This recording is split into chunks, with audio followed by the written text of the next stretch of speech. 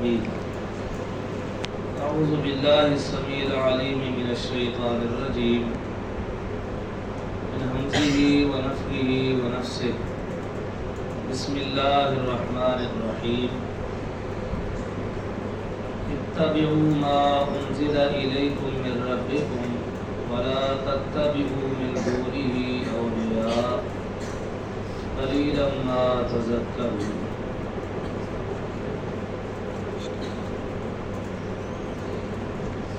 آزادی کے حوالے سے بڑے بڑے علماء سے آپ روز سنتے رہتے ہیں.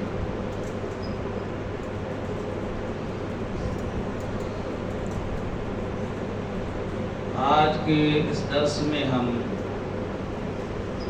صرف اس نقطے پر غور کرنا چاہیں گے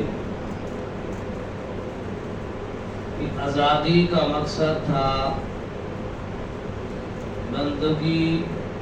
بندوں کی بندگی سے آزاد ہو کر رب کی بندگی میں آنا، غیر نبیوں کی اطاعت اور تقلید سے آزاد ہو کر نبی کی اطاعت میں آنا. جو آیت کریمہ میں نے آپ کے سامنے پڑھی ہے، اس میں بھی اللہ تعالیٰ نے یہی درس دیا ہے کہ جو کچھ تمہاری طرف نازل کیا گیا ہے اس کی اتباع کرو. جو اللہ کی طرف سے نازل کردہ نہیں ہے اس کی اتباع نہیں کرنی، اور ساتھ خبر بھی دے دی کہ بہت تھوڑے ہی لوگ ہوں گے جو نصیحت حاصل کریں گے. آج مسلمانوں کی اکثریت نے آزادی کا جو مفہوم بنا لیا ہے کہ ہم شکر بے مہار کی طرح آزاد ہیں، حتیٰ کہ رب کی عبادت سے بھی آزاد، چاہے جس کی بھی مرضی عبادت کرو، حتیٰ کہ نبی کی اتباع اور اطاعت سے بھی ہم آزاد، جس کی بھی مرضی اطاعت کر لو، تقلید کر لو. جبکہ اسلامی معاشرے کو اگر پڑھا جائے یا اس دور کو پڑھا جائے جس دور میں اللہ کے رسول صلی اللہ علیہ وسلم نے اپنے رسول اللہ ہونے کی دعوت لوگوں کے سامنے پیش کی،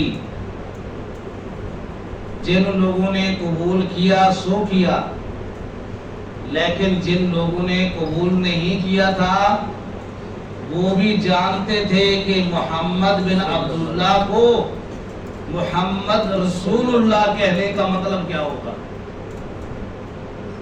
اس کے تقاضے کیا ہوں گے. اس کی ایک چھوٹی سی عام فہم مثال، صلح حدیبیہ کی جب شرائط طے ہوتی ہے، کیسی عجیب و غریب شرائط ہے کہ جی کوئی کافر مسلمان ہو کر آئے گا تو تم اسے واپس کرو گے، کوئی مسلمان مرتد ہو کر ہمارے پاس آیا تو ہم اسے واپس نہیں کریں گے. اس وقت تم عمرہ نہیں کر سکتے، واپس جانا پڑے گا، اگلے سال آؤ گے. پیارے پیغمبر صلی اللہ علیہ وسلم نے یہ شرائط قبول کی، آخر میں دستخط ہونے تھے. مشرکین مکہ کی طرف سے ایلچی ہے، سفیر ہے سہیل بن عمر، اور ادھر سے اللہ کے رسول صلی اللہ علیہ وسلم، لکھنے والے کاتب سیدنا علی رضی اللہ تعالی عنہ. فرمایا کہ علی لکھو، شرائط طے ہو چکی ہے. ھذا ما تقاضى علیہ محمد رسول اللہ صلی اللہ علیہ وسلم و سہیل بن عمر. سہیل بن عمر کہنے لگا نہیں، محمد کے بعد کہو صلی اللہ علیہ وسلم، رسول اللہ کا لفظ مٹاؤ. آپ نے فرمایا کہ کیا لکھنا چاہیے؟ کہنے لگا محمد کے بعد صلی اللہ علیہ وسلم ابن عبداللہ لکھو. کیا لکھو؟ آپ نے فرمایا کہ بھائی جیسے یہ حقیقت ہے کہ میں محمد بن عبداللہ ہوں، اس سے کہیں بڑی حقیقت یہ ہے کہ میں محمد رسول اللہ بھی ہوں. کیوں بھئی یہ حقیقت ہے کہ نہیں صلی اللہ علیہ وسلم. تو آپ یہ رہنے دو. وہ کہنے لگا کہ ہمارا اور آپ کا جھگڑا تو یہی ہے. لو نقول انک لرسول اللہ لاتبعناک، اگر ہم یہ کہہ دیں، اعتراف کر لیں کہ آپ محمد کے بعد اللہ کے رسول ہیں، تو پھر ہم کی اتباع نہ کر لیں، پیروی نہ کر لیں. ایک مشرک شخص بھی یہ سمجھتا ہے کہ محمد صلی اللہ علیہ وسلم کو رسول اللہ کہنے کا مطلب اپنے رسم و رواج کو چھوڑنا ہے، برادری کے طریقے کو چھوڑنا ہے. یہ مطلق العنانی، یہ اپنی من مانی کی جو آزادی ہے، اس کو چھوڑ کر مکمل طور پر رسول اللہ صلی اللہ علیہ وسلم کی اتباع کرنا، یہ رسول اللہ کہنے کا مطلب ہے. یہی مطلب صحابہ کرام نے بھی سمجھا.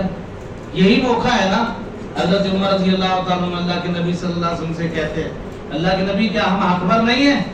فرمایا حق پر ہیں. وہ باطل اور جھوٹے پر جھوٹ پر نہیں ہے؟ فرمایا کہ یقیناً وہ جھوٹے ہیں. اللہ کے نبی پھر یہ کیسی سلو آپ قبول کر رہے ہیں؟ تو آپ نے کیا فرمایا؟ انی رسول اللہ، میں اللہ کا رسول ہوں، میں اللہ کا. حضرت عمر رضی اللہ عنہ بھاگ کر حضرت ابوبکر صدیق رضی اللہ کے پاس جاتے ہیں. یہی مکالمہ ان سے ہوتا ہے. سیدنا ابوبکر صدیق رضی اللہ تعالیٰ عنہ کیا جواب دیتے ہیں؟ انہ رسول اللہ. عمر آپ کو معلوم ہونا چاہیے کہ آپ اللہ کے رسول ہیں.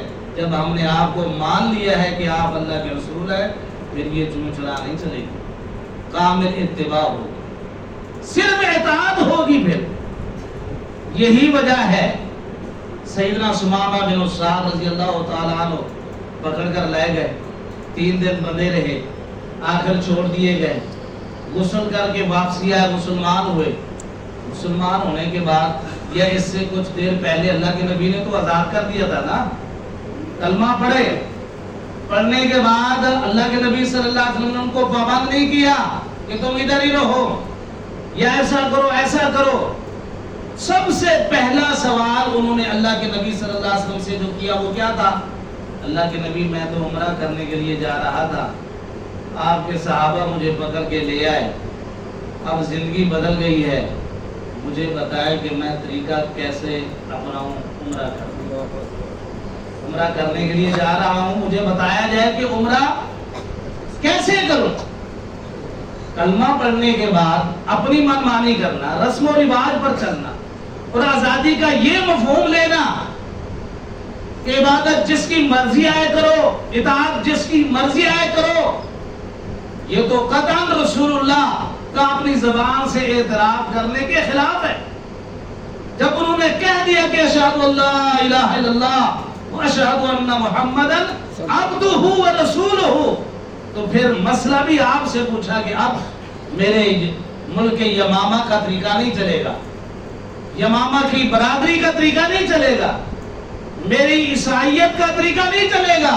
اب عمرے کا طریقہ کون سا چلے گا؟ جو محمد رسول اللہ صلی اللہ علیہ وسلم، اللہ کے رسول صلی اللہ علیہ وسلم کو رسول اللہ ماننے کے بعد، رسول اللہ کا اقرار اور اعتراف کرنے کے بعد پھر کامل اطاعت کرنا فرض ہے. آپ صلی اللہ علیہ وسلم کے کسی قول کو، فعل کو کوئی مسلمان جو ہے وہ چیلنج نہیں کر سکتا. یہی صلح حدیبیہ کا موقع ہے، بخاری کا اثر ہے. سیدنا سہل بن حنیف رضی اللہ تعالی عنہ فرماتے ہیں کہ لوگوں کبھی بھی زندگی کے اندر رسول اللہ صلی اللہ علیہ وسلم کے قول و فعل، آپ کے فرمان اور حدیث کے مقابلے میں کبھی بھی اپنی رائے پر فخر نہ کرنا کہ میری رائے حدیث کے مقابلے میں نمایاں ہے، میرا فتویٰ رسول اللہ صلی اللہ علیہ وسلم کے فتوے سے زیادہ بہتر اور افضل ہے. اتہموا رأیکم، کیوں؟ لو استطیع ان ارد امر رسول اللہ صلی اللہ علیہ وسلم لرددت. یہ حدیبیہ کی جب شرائط طے ہو رہی تھی تو میرے رگ رگ کے اندر خون کھول رہا تھا کہ اللہ کے نبی صلی اللہ علیہ وسلم یہ کیسی شرائط قبول کر رہے ہیں، اور میں نے دل و دماغ کے ساتھ یہ فیصلہ کیا کہ زندگی کا کوئی ایسا چانس ہے، کیا کوئی یہ ممکن ہے کہ اللہ کے رسول صلی اللہ علیہ وسلم کے کیے ہوئے فیصلے کو، قبول کی ہوئی صلح اور شرط کو چیلنج کر دیا جائے؟ کہتے ہیں اگر اسلام کے اندر کلمہ پڑھ لینے کے بعد، محمد صلی اللہ علیہ وسلم کو رسول اللہ کہنے کے بعد اگر گنجائش ہوتی تو یہ وہ موقع تھا جہاں میں اللہ کے رسول صلی اللہ علیہ وسلم کے اس فیصلے کو چیلنج کر دیتا، لیکن نہیں کیا۔ کیوں؟ کہ رسول اللہ کہنے کا مطلب صرف اطاعت ہے۔ اللہ تعالی ہمیں آزادی کے مفہوم کو سمجھنے کی اور اس پر عمل پیرا ہونے کی توفیق عطا فرمائے، آمین۔ وما علیہ